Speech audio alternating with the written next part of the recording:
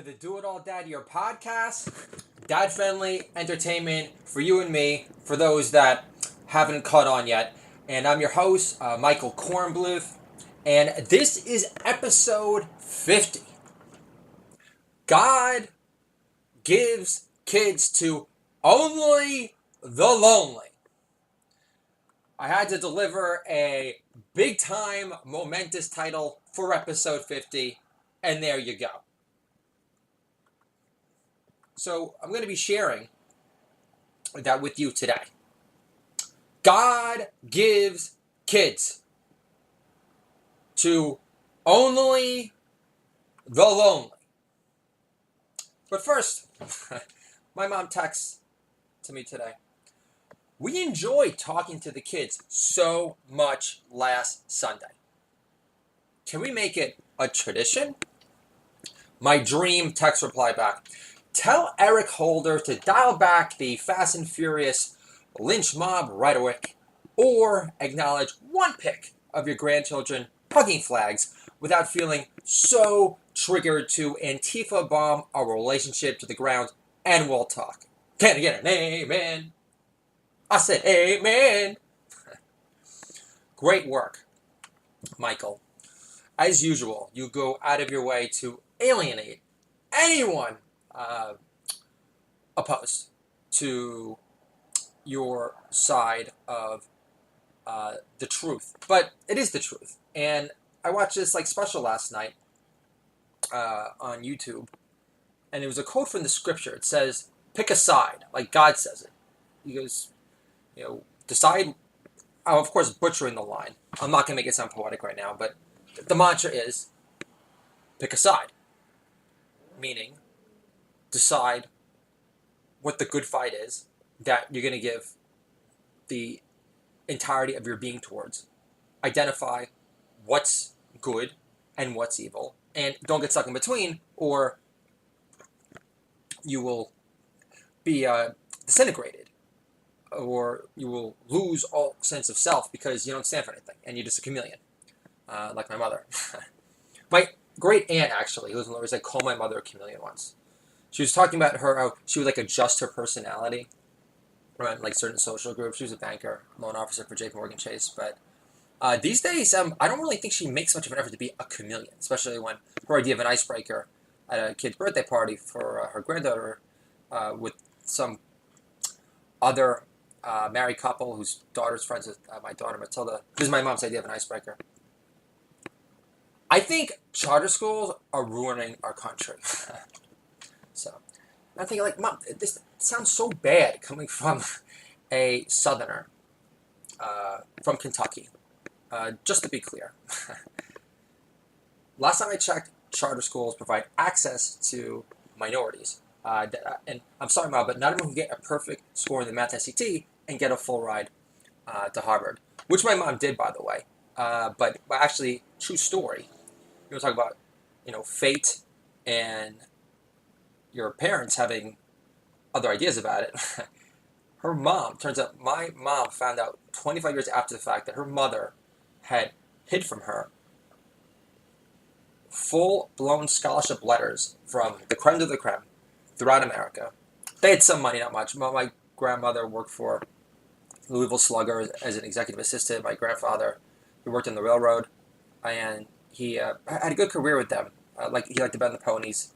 Then he had an accident at a bar. He was dropping some N-bombs, and that's the culture he grew up in, not justifying it. And the brothers took justice into their own hands and hit him with a car. True story. So I never had much of a relationship at all. I had zero relationship with my grandfather on my mom's side. My dad always tried to keep us away from that side of the family. And I understand where my dad was coming from. I don't really have much of a family to hide my family from, because my mom has a sister, Aunt Gail, who I love, and my dad's an only child. And all of Gail's kids, she's got 3 kids, and they've had major drug issues.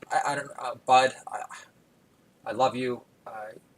He got into crack cocaine, but he's sober now. He's got a kid named Austin.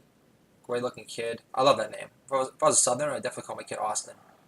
I used to play ball with him when I was younger in Kentucky. He was always so much stronger than me. A great athlete, very bright kid, and now he's like I think he's like a tax accountant. So, and I remember when I was on Blind Date, when I was living in Los Angeles, well, Sherman Oaks to be exact, in the Valley, and I decided to audition for the show because I was doing stand up and I was in LA, and figuring, hey, I get discovered, but I wasn't thinking, oh, I'm going to get discovered. I'm going to get an agent from CIA. I was just thinking, well, you know what? My friends from back home in New York would love to see me on TV, and I had the opportunity to be really funny, and I was. Uh, Blind Date was great. So, of course, my luck, out of all the women, that they had to cast, I had to get basically a -5 by like Buffalo upstate standards. It was paler than like Elvira after an OD for like 50,000 years. So they dug her from the freaking Ice Age. The nice girl from Buffalo, waitress, I think. And then literally for our first activity, not even making this up, we go to a salon to wax her private part, her vagina. And so literally 2 seconds into my blind date, that's being filmed. Bear in mind, they're not filming the pastrami slip downstairs. However, we did have a scene in there, and literally 2 minutes into this date, I've got a bird's eye view of her mountain of muff. And I can understand why she gave the producers approval to get a free waxing on that the producers for Blind Date would take care of, all expenses paid. And she'd definitely been growing this out for some time, and it definitely made a special occasion. I felt very honored that she grew out her mountain of muff. I've always been more of a old school, golden age of porn, sort of guy. I'll say it once and I'll say it again. Girls with endless tats on crystal meth have ruined internet porn for me forever. And it's ruined my sexual dynamic with my marriage, Dr. Savage. So, Dr. Savage, I do agree that watching too much porn does affect your attraction level to your wife after a while, after 7 years, but I don't really. I still subscribe to the theory that there's a sweaty sex period in every relationship, and it's pretty finite. And then after that, you're pretty much slogging and going through the motions. And then the woman, she's got kids, and you can get funky, and I'm a stay-at-home comedian dad, so I after a while, I could be staying in the sack. It's not going to make a difference because eventually my wife is going to be very uncomfortable. With the role playing, because I've been like a stay-at-home comedian dad for like 3 years now. My wife gets a little uncomfortable with the role playing because at this point I'm choking her way too hard financially. And I've been watching like porn since I was like 14, so a little late for that, Savage. But I appreciate your puritanical stance on not being a slave to the good old-fashioned office jerk. I know you were a social worker for a long time, which is great and everything. I definitely got the impression when you were trying to save the rainforest and searching for botanical ailments to cancers, which is beautiful work. I'm assuming you didn't have any time working in a boiler room bullpen for an IT staffing agency like a Robert Half or a smaller boutique agency that no one ever knew about. And I'm assuming that after cold calling all day for 12 hours a day and dialing 911 for actual source information, meaning phone numbers of companies, pre-smartphones, and we had a fax resume, I'm assuming that you never felt the urge to go to the bathroom and bang one out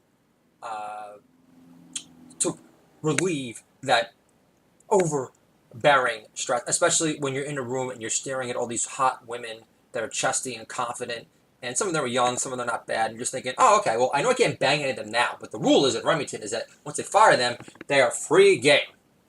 Meanwhile, fellas, little do-it-all dad here tip here. So, I mean, it's maybe a little late for you guys because I think we're all like past college. But let's say if you're not a dad yet, or anyone can just relate to this, you know, to tell your children. But the first off, always wrap your tool. And second of all, if a girl is particularly limber on top and is excessively more athletic, as far as her ability to basically rock and adjust and yank your joystick practically out of its socket, chances are she's got HPV, and I just hope you wore rubber, or you'll have to live with that. But at least now we have HPV vaccinations to give our daughters, knowing that most guys still drink and for some reason believe magic made HIV disappear, and people think it's just contractable through butt sex, and that is a fallacy. Although my wife does work in a nurse, she goes, she says it's a very small chance, like 1%, like for like a guy to get it from a woman. But all I know is that whatever that percent was, it completely ruined my sex life, basically my entire life. I mean, I'm married now, so like you know, it's listen. Half the fun in getting involved in relationships is that you don't do this condom anymore, right? Because you know, I mean, you know, the difference is like night and day. But the worst part with the condom is like, you know, worrying that it's gonna break, right? And guys always know when a condom breaks. So all of a sudden, you know, with the vagina, you know, all of a sudden, you know, you've gone from like a condom, like that feels like plastic covered seats, you know, versus silky smooth lining, and all of a sudden you're like, yay, sex is fun again, woo! So I don't know how I went on that tangent, folks. But I was talking about condoms. Condoms. Thank God condoms aren't in my life anymore. But yeah. So I'm sure I'm not the only Gen Xer here that agrees that you know, Ronald Reagan never really clarified the entire AIDS epidemic thing, and just deriding it as evil but homo sex didn't really give us much peace of mind or prevent us neurotic, you know, Jew Richard Lewis clones from freaking the F out and never really enjoying our the totality of our sexual selves as much as we could growing up in the 90s.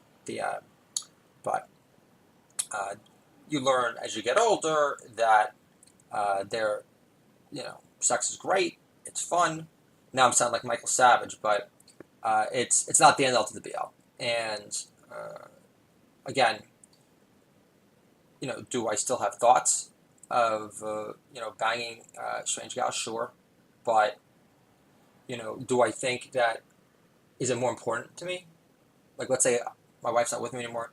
Is it more important to me to be banging? Sorry, I'm not sure. New, tight puss, as opposed to spending more quality time with my children and teaching them well and cranking out more chapters for books to make me a bestseller, so my mom could read the fake news, New York Times, and have it be physically impossible for her not to see her failures and shortcomings as far as being an encourager, nurturer of talent. So I can't wait for that moment to happen. It's going to be a beautiful thing. But so yeah, interesting how we ended up going full circle there. Come back to my mom because we were talking about that text. So this is me at the pharmacy at CVS. So I'm at CVS. I'm getting medication for my son. He's got group. It's a throat virus. Starts with a C. So this is me there. So I pick up medication for my baby boy at CVS, and I asked the pharmacist, if I forgot, because you have to say the pharmacist, he asked for like my son's birthday before. So this is what I said. And this is a great example of if you're a real funny man, it comes through in life, and you don't always have to like write this stuff. So here we go. So I asked the pharmacist. I go, after he asked for my son's birthday, and this is my reply. I said, if I forgot either the date or year of my son's birthday, are you obligated by law to press the child services button immediately? Unfit stoner. Honk! Got a big laugh. So that was a beautiful moment. So this is me at the bakery later that day. This is me mismatching my kid's baby shoes on purpose. Okay, so I'm in the bakery, and I have this conversation that goes like this. At least he's wearing shoes on the right foot. And this makes you the baby shoe guardian angel. I knew choosing to keep the mismatched pair on after I found the missing one would pay off in the end, fatty. But keep on housing those cannolis. They've obviously done wonders for your sex appeal altogether. For the record, Bloomberg could have run against Trump the way Bernie did. So much for 2017 being the year for atheist Jews. Joan lives. Joan Rivers. I love Fashion Police. Kills me. I can't watch that with my daughter anymore in real time. Long live the great Joan Rivers. So this is do-it-all dad class president advice. When your opponent, that I give to my daughter, when your opponent goes low, Matilda, just call them fake news tough. You'll be a black belt in Kung Fu by then. If they try to prove you wrong, you can get kumite in their ass real fast. Kumite, kumite. I do this really funny thing with my son. I've shown them a couple of fight scenes from Bloodsport. And I'll start like stretching out the legs. I was like, "Are you ready for kumite? Are you ready for kumite?" And it's adorable. Unlikely post on LinkedIn. And Arthur was the last one. Unlikely post on LinkedIn. I think God gives kids to only the lonely is obviously funnier and far less depressing than God gives kids to the lonely. Agreed? Fake news funny commentators. My hilarious son entering my office seconds ago. Give me a pen, Dada, and I'm keeping it with me, even after I'm dead. It's too much. I love it when it gets feisty. So let's get to it. Episode 50. God gives kids to only the lonely.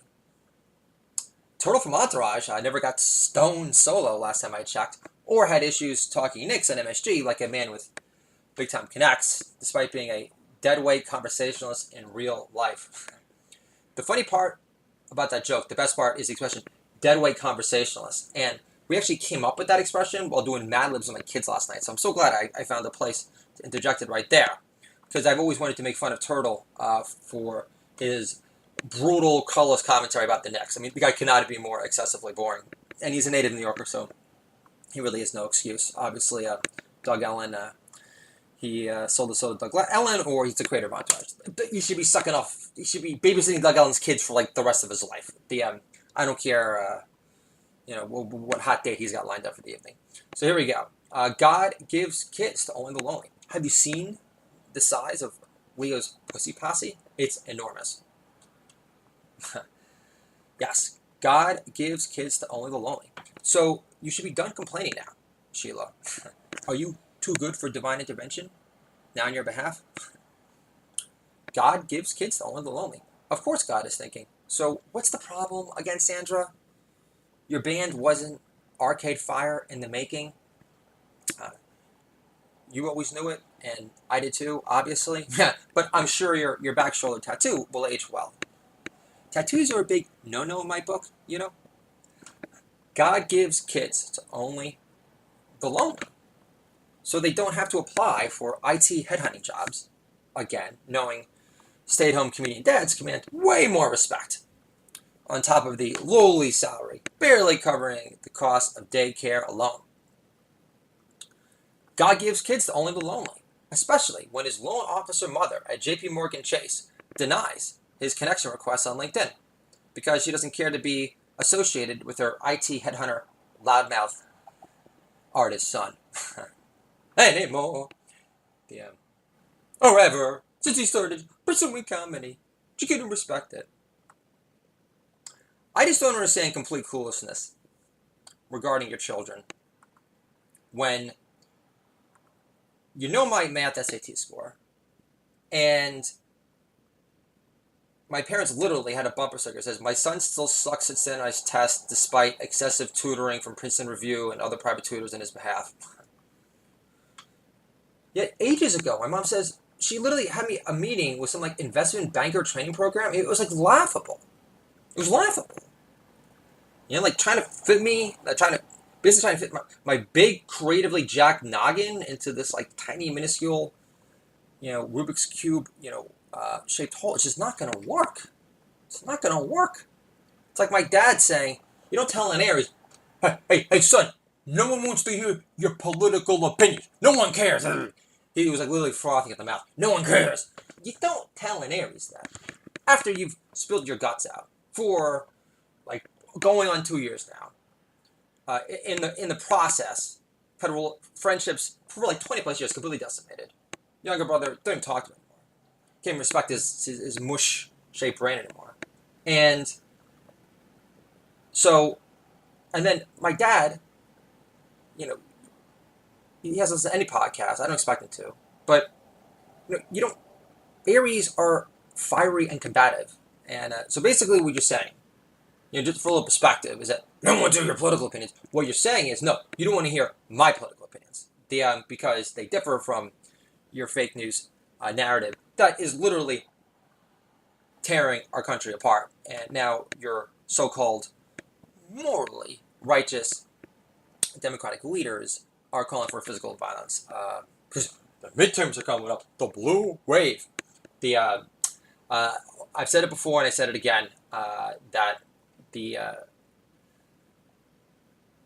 there is going to be beautiful, sweet validation for all of the diehard Trump supporters who have given him the benefit of the doubt from the start and believe that a man working for free who decided to become president to make it safer and more prosperous deserves our support every step of the way, especially considering all the evil that's been exposed into trying to thwart his development, which is our development too. So this is going to be a real exciting October, and it's going to be October to remember. And who knows?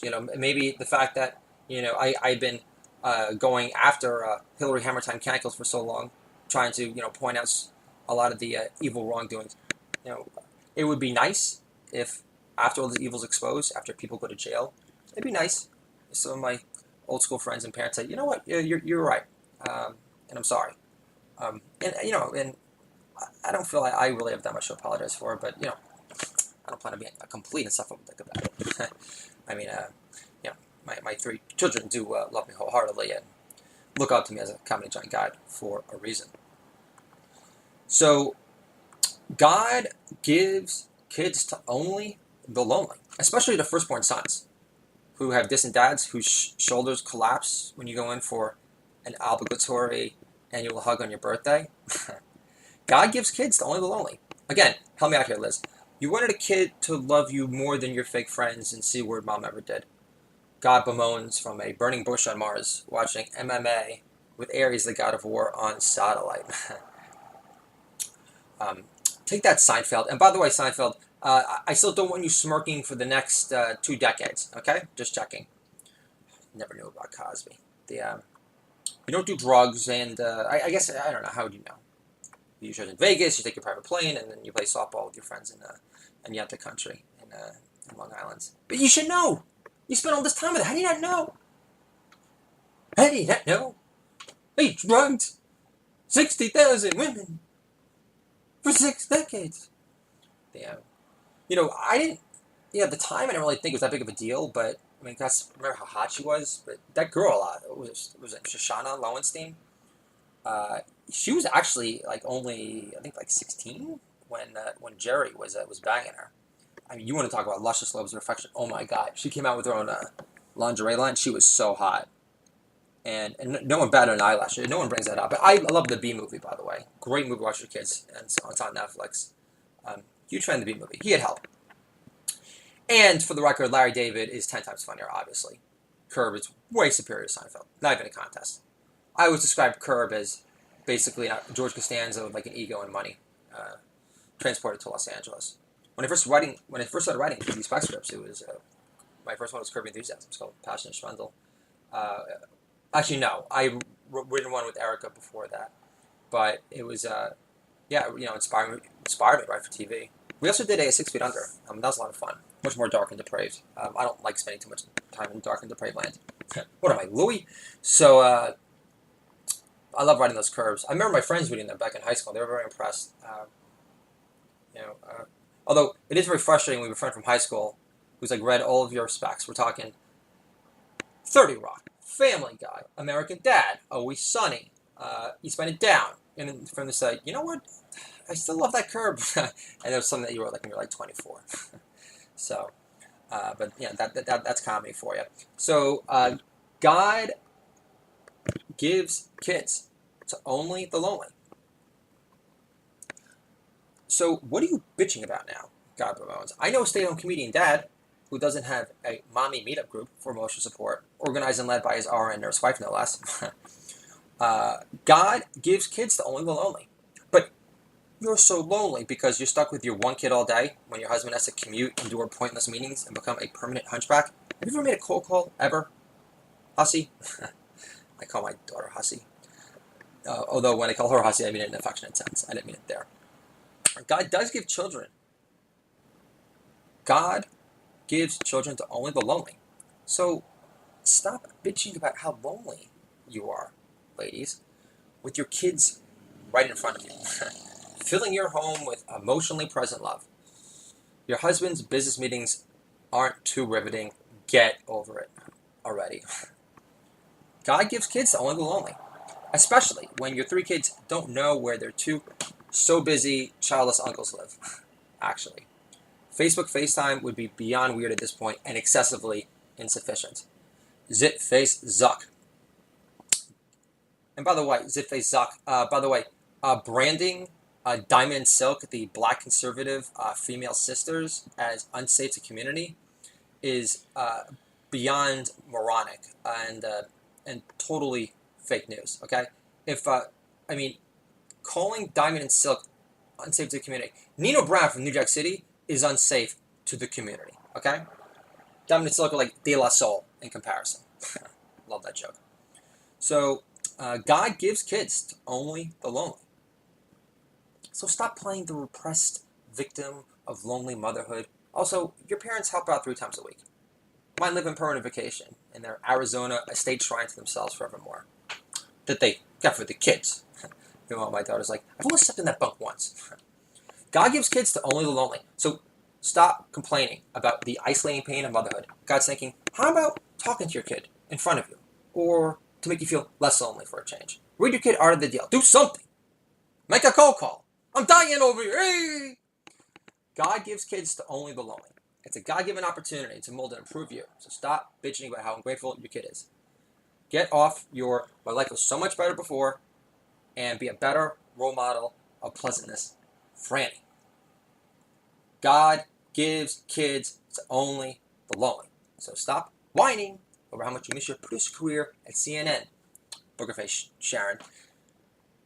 You can't handle losing out on every night is date night for 3 months. Try 7 years and 3 kids in a row and get back to me. And then have your only weekend away from your kids where your in-laws are able to babysit for 7 years and then get your wife pregnant again.